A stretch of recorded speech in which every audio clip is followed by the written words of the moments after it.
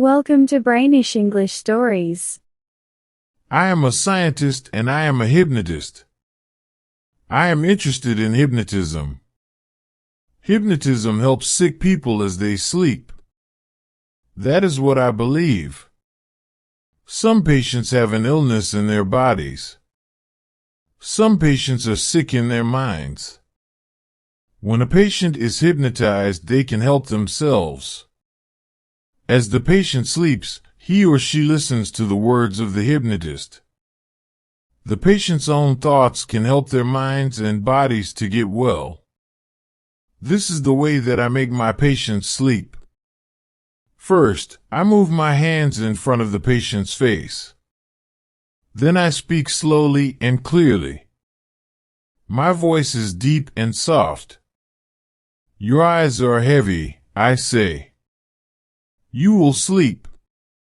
A few seconds later, the person is sleeping, but the person is also awake. The person can hear everything that I say. I give orders. The person follows my orders. Some people are easier to hypnotize than others. But I cannot hypnotize a person who does not want to be hypnotized. A few years ago, I had an interesting idea. No one had been hypnotized just as they died. What happened to the mind and body of a person as they died? Was it possible to stop death? Soon I was able to study this idea. I had a very interesting case. Here are the facts about a special patient. Mr. Ernest Valdemar was a scientist, like myself. I knew him well and he liked me. Mr. Valdemar was also interested in hypnotism. We talked about my idea. We talked about death and hypnotism. Mr. Valdemar was very ill. He had a disease in his lungs. In a few months, he was going to die. He was frightened of death. His illness gave him a lot of pain. And he did not want to have a painful death. He wanted to sleep because of the pain. He wanted to be hypnotized. I will hypnotize you just before you die, I said. Mr. Valdemar was pleased. Then one Saturday night, he sent me a note. Please come to my room immediately. My death is close.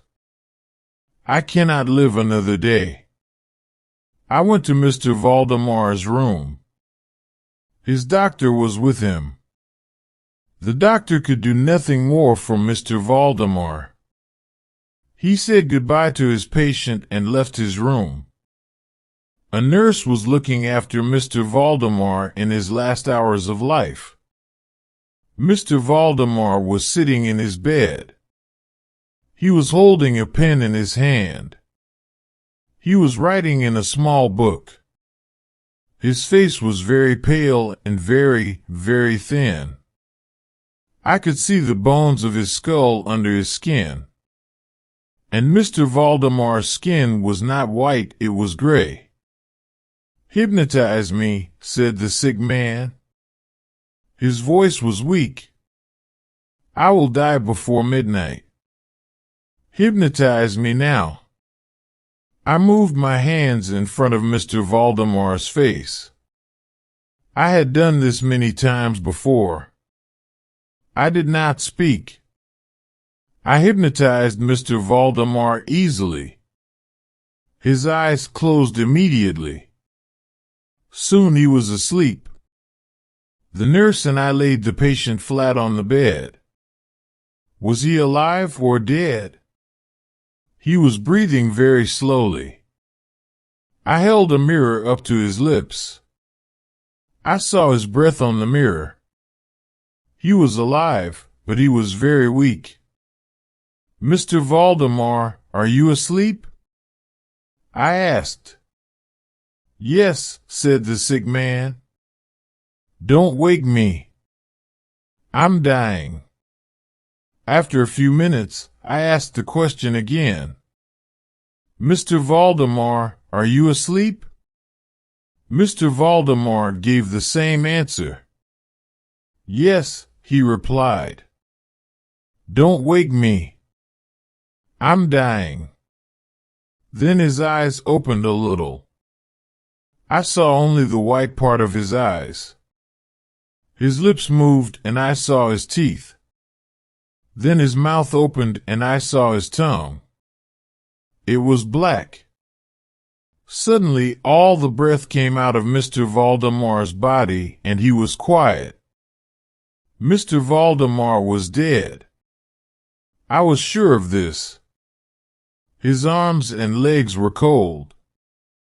He was not breathing and his heart was not beating. So I was very surprised when he spoke to me. But his voice did not come from his mouth.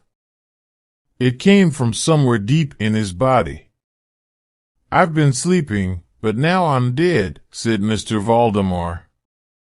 After this, Mr. Valdemar did not change.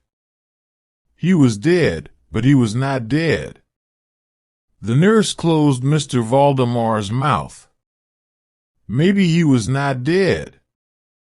I spoke to him again. Maybe he tried to reply, but he could not. The next morning Mr. Valdemar's doctor returned. The doctor looked at Mr. Valdemar, but he did not sign a death certificate. I can't sign the official document, he said. I don't think that the patient is dead. You mustn't put him in a coffin. You mustn't bury him in a tomb. Wait another day. The doctor came back the next day, and the day after that. Mr. Valdemar lay on the bed. His body did not move. He did not breathe. He did not speak. He lay like a dead man. It was the sleep of death. But his body did not change. Mr. Valdemar was not dead. Tell me when his body changes, said the doctor. Soon his skin and flesh will become black and bad.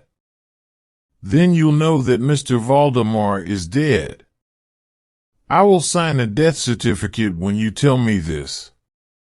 How long did we wait by Mr. Valdemar's body? You will not believe me. Mr. Valdemar lay on the bed for 7 months. His body never became black and bad. It never changed.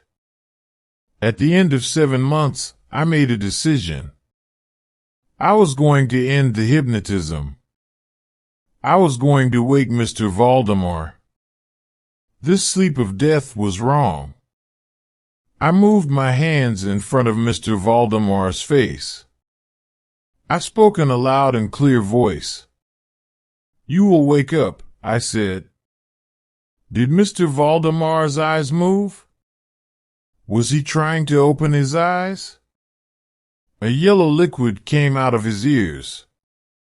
Mr. Valdemar, I said. How do you feel? Can you speak? Did the patient move? Did he move his hands? I was not sure. But I was sure about his voice. I heard a voice that came from deep inside his body. Quickly. Make me sleep or wake me up. Quickly. I tell you that I am dead. More yellow liquid came from Mr. Valdemar's body. Then there was a terrible smell. I stepped back from the bed. Then Mr. Valdemar's body started to disappear. It was like black ice in hot sunlight. His body became liquid, yellow liquid that smelled terrible. Soon there was nothing left of Mr. Valdemar's skin or body. There was only a pool of yellow liquid and some bones.